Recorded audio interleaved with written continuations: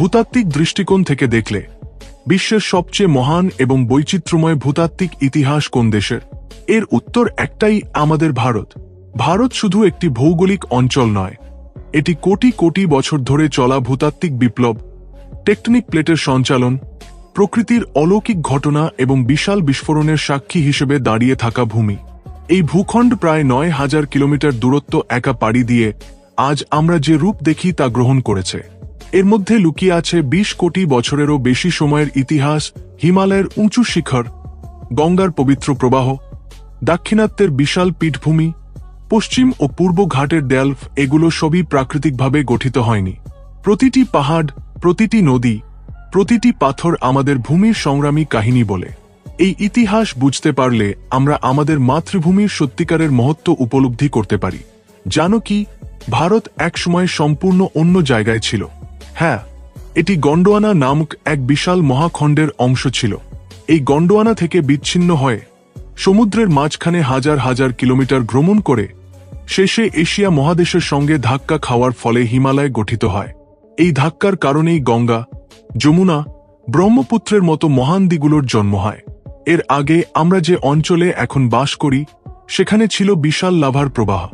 দাক্ষিণাত্যের trap নামে পরিচিত এই পীঠভূমি এখন কোটি কোটি মানুষের জীবনধারণের স্থান হয়ে উঠেছে। কিন্তু একসময় এটি পৃথিবীর সবচেয়ে বড় আগ্নেয়গিরির বিস্ফোরণের ফলাফল ছিল। এই বিস্ফোরণগুলো ডাইনোসরের বিলুপ্তির একটি কারণ হিসেবে বিবেচিত হয়। এই বর্ণনায় তুমি একটি অসাধারণ ভূতাত্ত্বিক যাত্রায় প্রবেশ করতে চলেছ।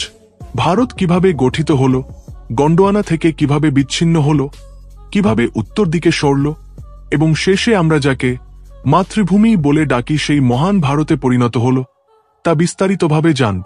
প্রস্তুত হও, পৃথিবীর সবচেয়ে অলৌকিক এবং জটিল ভূতাত্ত্বিক কাহিনী তোমার সামনে আসছে।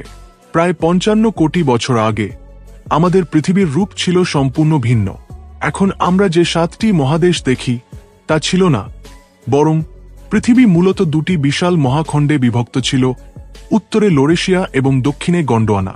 গন্ডোয়ানা ছিল একটি বিশাল মহাখণ্ড, যার মধ্যে এখন আমরা যে Bharat, Australia, Africa, Antarctica, Madagascar এবং দক্ষিণ আমেরিকা চিনি, সেগুলো সব একটি একক ভূমি ছিল।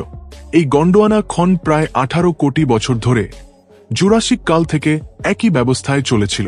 সেই সময় প্রাণী, গাছ, জঙ্গল সবই একই ভূমিতে বেড়ে উঠেছিল, একই ধরনের জীববৈচিত্র্য ভাগ করে নিয়েছিল।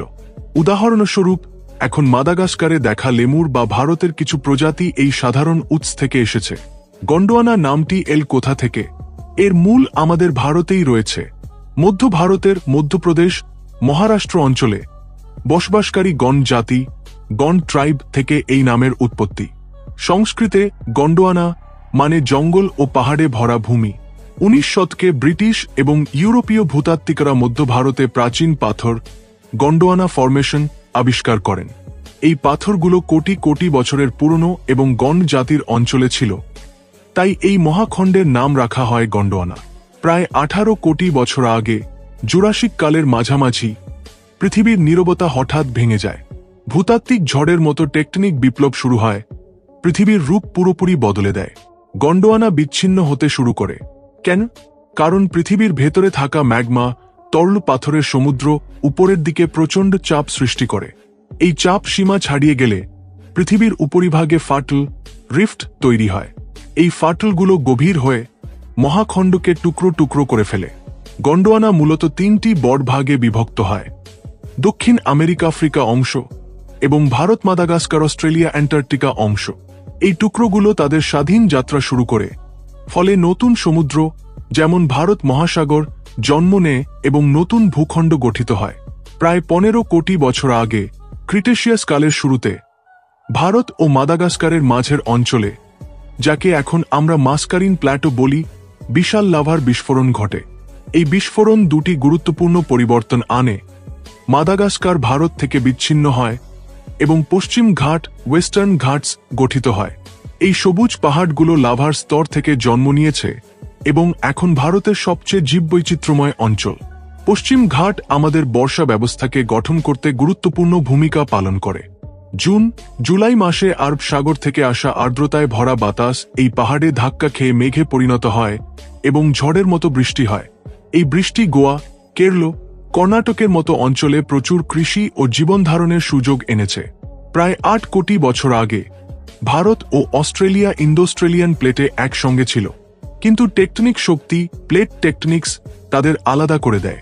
পূর্ব ঘাট, ইস্টার্ন ঘাটস, ওড়িশা, তেলেঙ্গানা, অন্ধ্রপ্রদেশ, তামিলনাড়ু অঞ্চলে অবস্থিত একসময় অস্ট্রেলিয়ার পশ্চিম পাহাড়ের সঙ্গে একই শ্রেণীর অংশ ছিল। প্রায় 7 কোটি বছর আগে ভারত একা উত্তর পূর্ব দিকে সরতে শুরু করে। সেই সময় শ্রীলঙ্কাও ভূতাত্ত্বিকভাবে ভারতের সঙ্গে যুক্ত ছিল। প্রায় 6 কোটি 60 লক্ষ বছর আগে ক্রিটেশিয়াস প্যালিওজিন সীমানায় Bharat reunion hotspot, magma hotspot এর উপর দিয়ে যাওয়ার সময় বিশাল আগ্নেয়গিরির বিস্ফোরণ ঘটে। এগুলো দাক্ষিণাত্যের ট্র্যাপ হিসেবে গঠিত হয় ও মহারাষ্ট্র, মধ্যপ্রদেশ, গুজরাট, কর্ণাটক, তেলেঙ্গানা, অন্ধ্রপ্রদেশ অঞ্চলে ছড়িয়ে থাকা বিশাল আগ্নেয়গিরির পীঠভূমি। এই বিস্ফোরণগুলো পৃথিবীর সবচেয়ে বড় ফ্লাড বেসাল্ট ঘটনাগুলোর একটি, এবং এগুলো প্রায় 5 লক্ষ বর্গ কিলোমিটার এলাকা জুড়ে ছিল। সেই সময় ডাইনোসররা পৃথিবীতে আধিপত্য বিস্তার করেছিল, কিন্তু এই দাক্ষিণাত্যের বিস্ফোরণ মেক্সিকোর চিকসুলুব অ্যাস্টেরয়েড ধাক্কার সঙ্গে মিলে ডাইনোসরদের বিলুপ্ত করে দেয়।